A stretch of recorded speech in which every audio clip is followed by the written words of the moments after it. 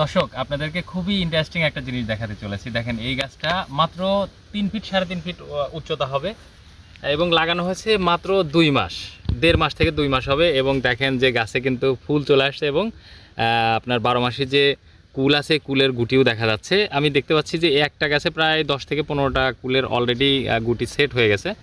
তো এটা আমরা পরীক্ষামূলক লাগিয়েছি যাতে করে এটা বাণিজ্যিক সম্ভাবনাটা কেমন হয় সেটা সম্পূর্ণভাবে দেখানোর জন্য। আশা করতেছি আমাদের এই যে পরীক্ষামূলক যেটা 12 মাসিক কুলের জাতটা লাগিয়েছি, এই কুলটা